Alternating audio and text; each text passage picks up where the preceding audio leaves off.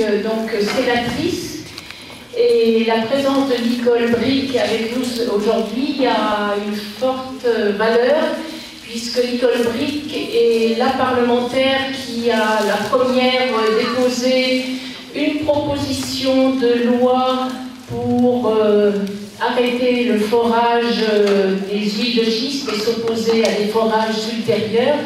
Et elle est tout à fait à la pointe du combat parlementaire et a également, je dirais, travaillé sur les aspects financiers de ce dossier qui permettent de mieux comprendre d'ailleurs les tenants et les aboutissants, les enjeux et une partie des risques, parce que c'est vrai qu'il y a le forage, mais il y a aussi de très gros intérêts financiers derrière cette affaire, et c'est bien, je dirais, une partie du problème et de la menace. Donc, grand merci à Nicole pour ses combats.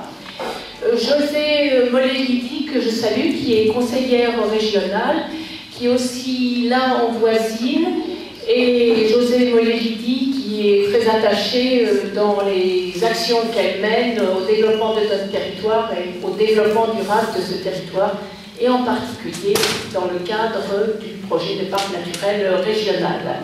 A également la politique de l'eau, de l'assainissement, donc des éléments importants en termes d'environnement, et qui sont pilotés par le vice-président qui est ici présent, et que je remercie, Patrick Romanoff, qui est également présent avec Patrick, je ne vais pas réaliser que vous avez le même prénom, Patrick Fortier, voilà, ce sont les Patrick.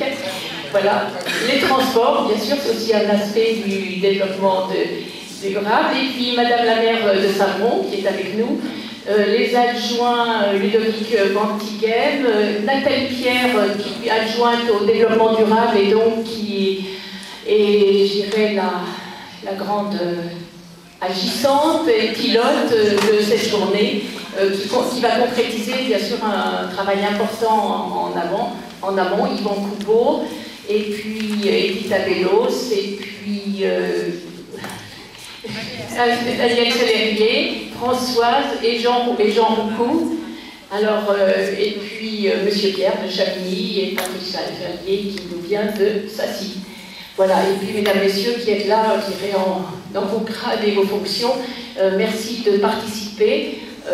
Nous avons la chance, il fait beau. Alors ça peut être un avantage, un inconvénient par rapport à la fréquentation, mais ce sera certainement un avantage par rapport au marché nocturne, une première que nous tentons. Quelqu'un qui avait pu accompagner le groupe, et il y avait un petit groupe intéressant, donc c'était plein, c'était sur inscription.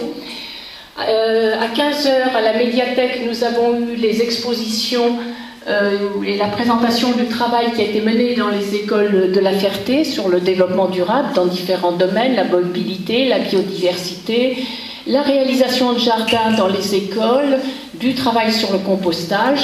Je pense que tout à l'heure, ces panneaux seront visibles sur le bâti. N'hésitez pas à aller voir, c'est extrêmement intéressant et vous verrez que les enfants sont très en avance. Ce ne serait pas compatible avec les impératifs d'économie d'énergie et de réduction des gaz à effet de serre. Voilà, donc nous faisons déjà de l'agenda 21 et du développement durable, comme M. Jourdain fait de la prose sans le savoir. Donc nous le savons, mais ça n'avait pas de nom. Aujourd'hui, je dirais, ce travail que nous allons faire, et c'est Nathalie qui va le piloter, devrait nous permettre d'avoir vraiment un programme d'action et un programme aussi qui n'est pas un programme pour une année, mais pour les années à venir. Vous savez qu'une municipalité doit investir et penser à 10-15 ans. Voilà, c'est notre ambition. Et je vais passer le micro, Madame Bellan, vous souhaitez juste un mot d'encouragement, on en a besoin.